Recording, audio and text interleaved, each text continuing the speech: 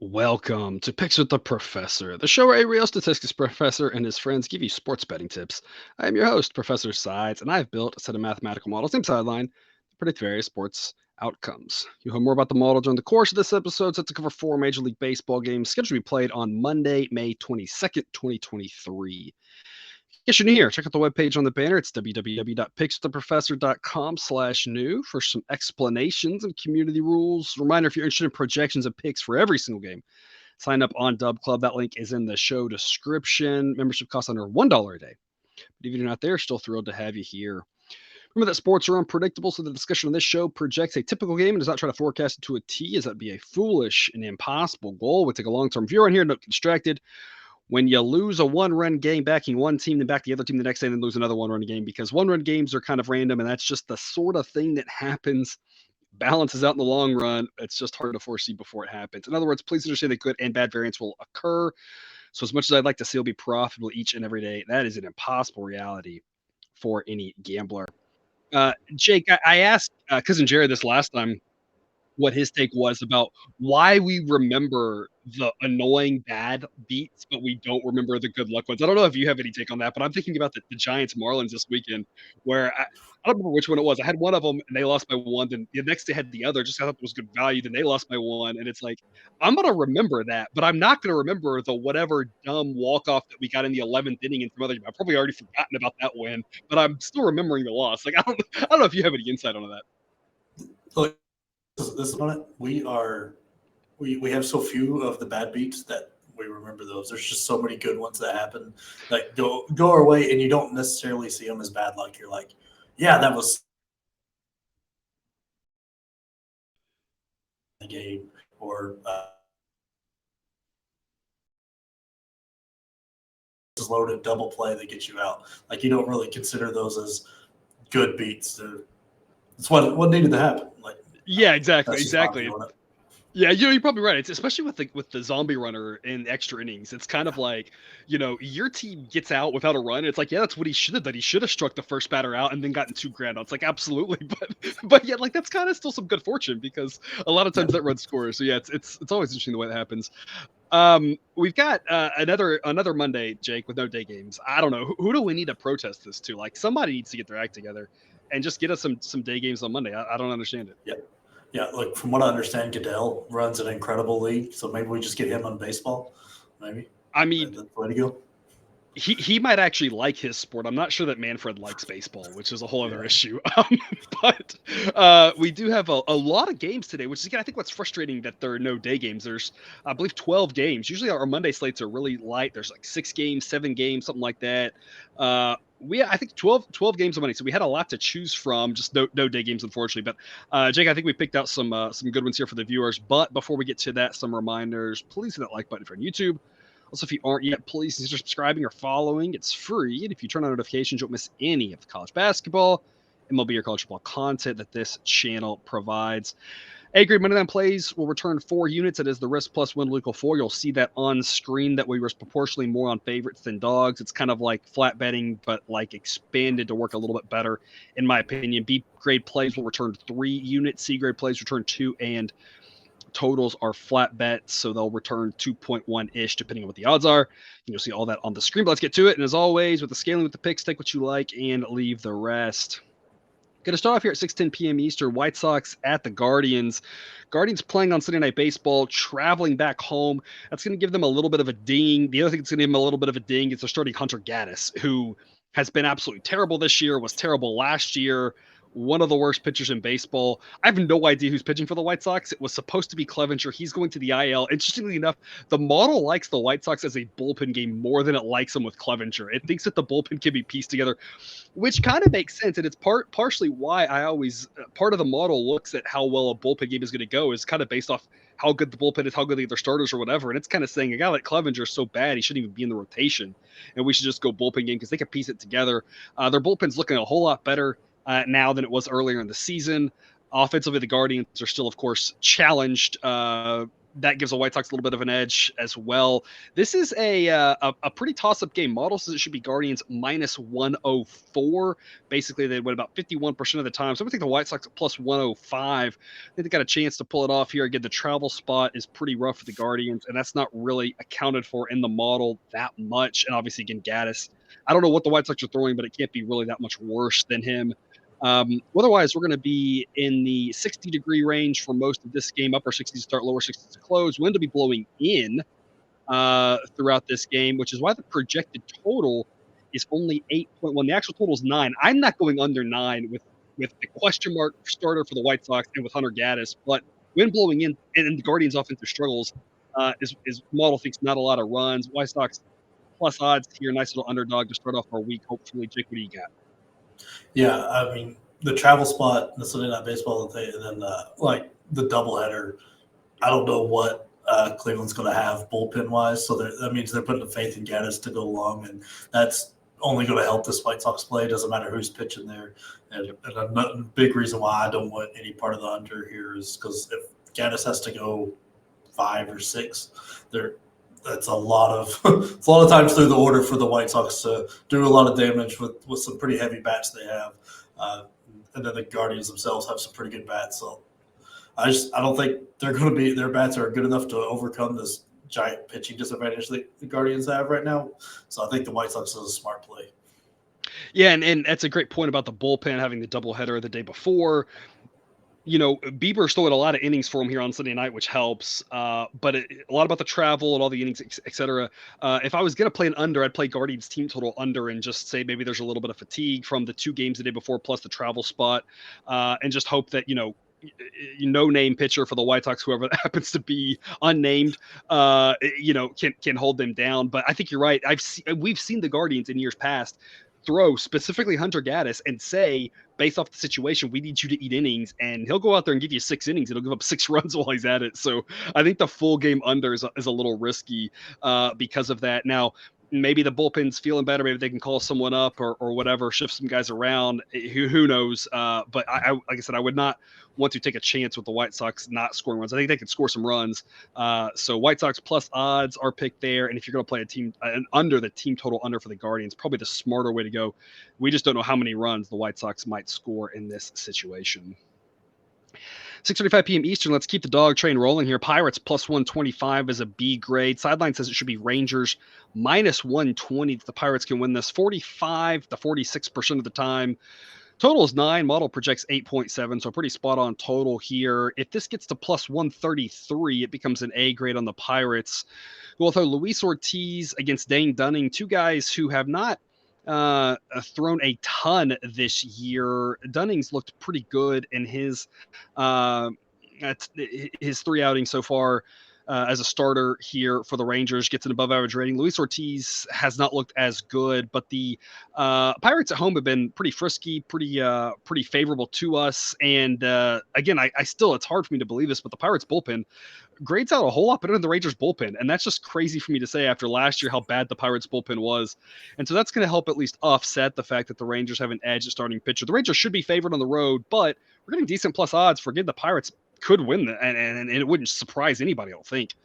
Weather-wise, we're looking mid-70s to start, mid-60s to close. Winds blowing mostly across. Jake, why do you like the Pirates at plus 125? Like I'm not a Dane Dunning fan by any stretch, and I think with the Pirates having a pretty good bullpen so far this year, I think the offense is, for the most part, are fairly even there. Like I don't see a huge gap, and if I think the bullpen makes up that gap because I think the Rangers are slightly better offensively. And I think we've seen a flash from Dane Dunning, but I don't trust him yet. I'm going to ride with the plus odds here and take my chances with the Pirates at home. Yeah, and the Pirates had been struggling offensively, but this last week got it going pretty well. It's an interesting situation. I think a lot of people might look and say that was a little fluky, but in reality, we want to try to ignore as much as we can, unless a position player's pitching, right? Unless it's something fluky or in Coors Field in a 90-degree day, right? But you kind of want to look at the totality of innings and kind of not worry about when they were bunched together. And the Pirates list last week looked like a decent offense again, not great, but decent enough. Looked much better than the 2 weeks before that. And so they've kind of showed a couple of times here they can still put runs up on the board. And I think that even though the runs were bunched, I think what you see likely going forward is more of a more even output of, again, a decent offense, not a great one, but decent enough. Like you said, the Rangers offense a little bit better, but the Pirates bullpen better kind of helps that out. Game location, it kind of, like I said, kind of all adds up to, like, again, Rangers should be favored, but like not by much, right? Not like the minus 140 and stuff I'm seeing right now. It's just way too much to back them on the road in this spot. 6:40 p.m. Eastern, Cardinals at the Reds. Cardinals minus 169 is an A grade pick. It's an A grade pick all the way up to minus 189. Model says it should be Cardinals minus 211. That's quite discrepancy there. We just talked about the Pirates offense. It's like the miniature version of the Cardinals offense, right? It's the Cardinals offense is better. Like, don't get me wrong, but that same sort of thing. There was a stretch there where the Cardinals offense looked a little bit lost, scored a ton of runs, got it going, and then you see where that's gotten them. And it's kind of like the again, I'm not trying to compare them necessarily, but just a similar story of the Cardinals offense was just a week ago or whatever it was, 10 days ago, people were questioning it, and they got going, and now we're starting to see this Cardinals offense look like we thought it would, which is, a top 10 offense easily, maybe a top 5 offense against a Reds team that obviously, doesn't have a ton of talent, unfortunately. And for them, throwing Brandon Williamson is a prospect, looked pretty good his first time out, but the underlying metrics were not very favorable to him, and said that he got a little lucky to only give up the one run that he gave up in that first outing. The Reds bullpen's not very good behind him. And part of how the model grades out, and I mentioned this earlier a little bit, is it grades out these, and I mentioned this in years past, it grades out the prospects a little bit based off of how good the relievers are. And it kind of says, hey, if you've got great relievers, a guy you're calling up probably is a little bit better because you might just go with a bullpen game. The Reds relievers are a little bit worse, so it's a little skeptical on a guy like Brandon Williamson. Jordan Montgomery for the Cardinals. I love this kid. He's been everything they could hope for and more. 4.21 ERA this season, but the underlying metrics say it should be better than that. I expect good things for him going forward. I think he's a well above average pitcher. Of course, the Cardinals bullpen's better. Cardinals offense is better. It should be all St. Louis in this one. Total in this one is 9.5 or 10. Model says 10.5. Model thinks the Cardinals can score a ton of runs in that ballpark, especially on a slightly warmer night, about 80 degrees to start, around 70 degrees to close. Slight breeze blowing in, but that shouldn't matter too much in that park. It plays so small once you start getting into the 70 and 80 degrees.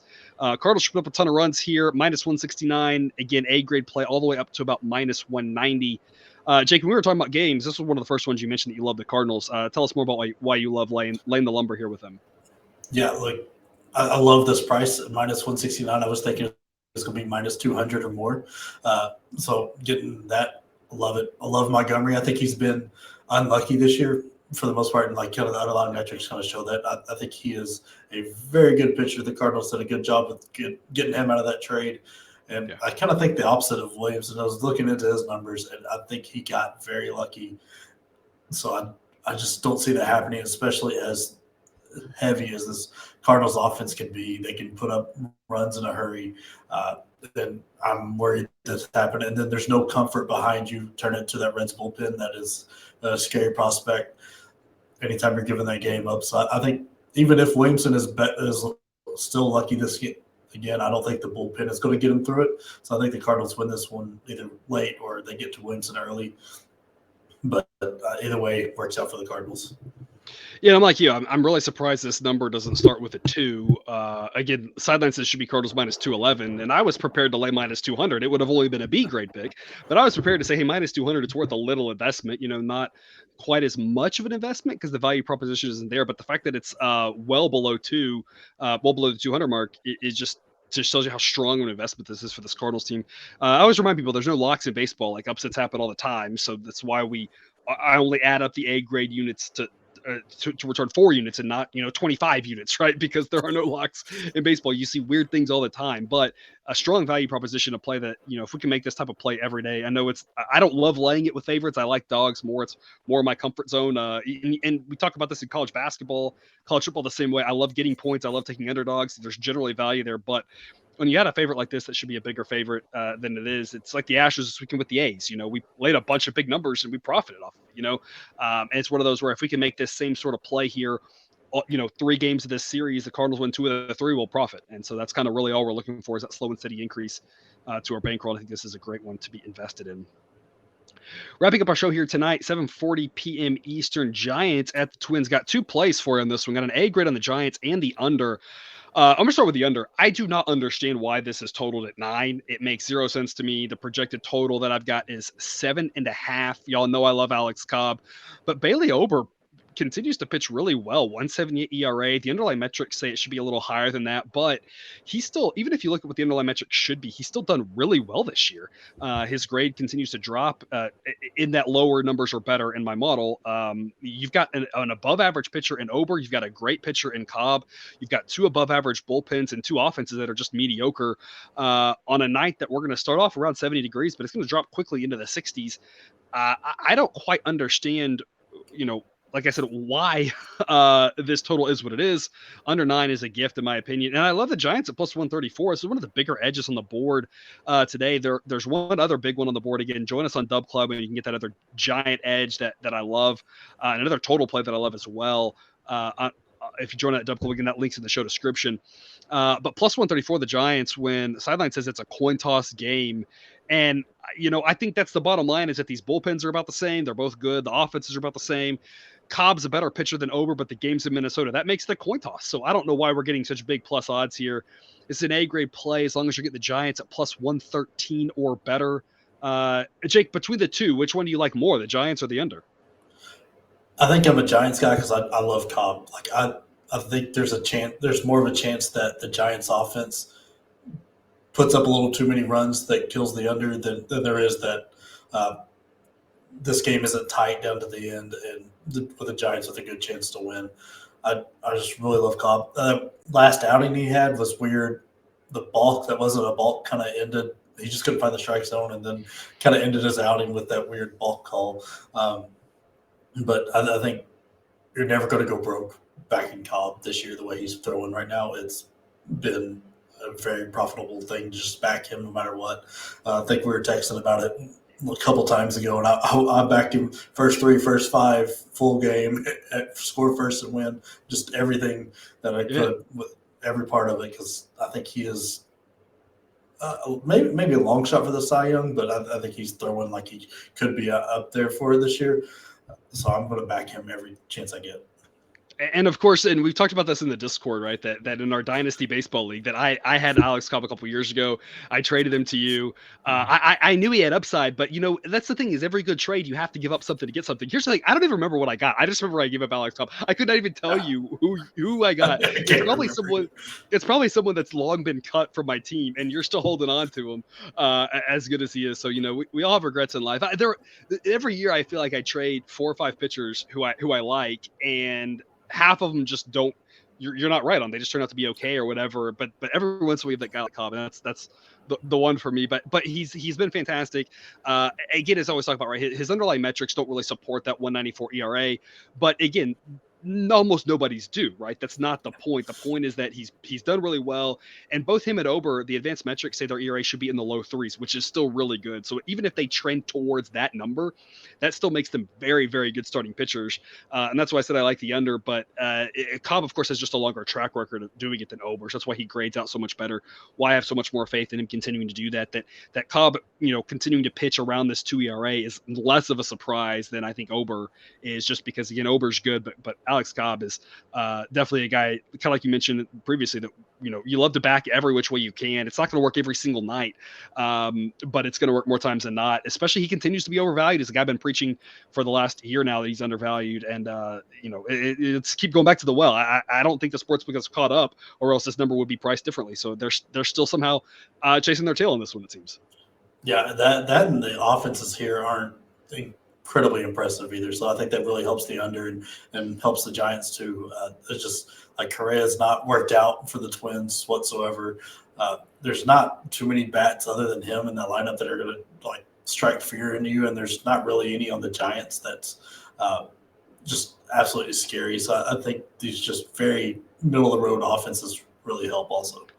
Yeah, I think my assessment of both of these offenses would be that both of them have a decent number of decent hitters that are going to take advantage of weaker pitching, but they're not going to really handle better pitching. It's one of those where if you throw a weaker guy, like they've got enough guys up and down the lineup, they can put up 7, 8 runs, but on better pitching, it's hard for these guys to get more than 2 or 3 because they don't really have a ton of elite hitters. They just have a bunch of decent hitters, especially the Giants. Looking at the lineup, I think it's a bunch of decent hitters, but there's not really like you said, a bat that strikes fear and it's going to handle a good pitcher. And like I said, we got 2 good pitchers, 2 offenses that are, and good bullpens, right? It's not like they can take advantage of bad bullpens because the bullpens in this game are great too. So, yeah, like the under, A grade on the Giants. There's just a lot of ways to profit on this one. Of course, you can put them together. Take the Twins team total under if you want.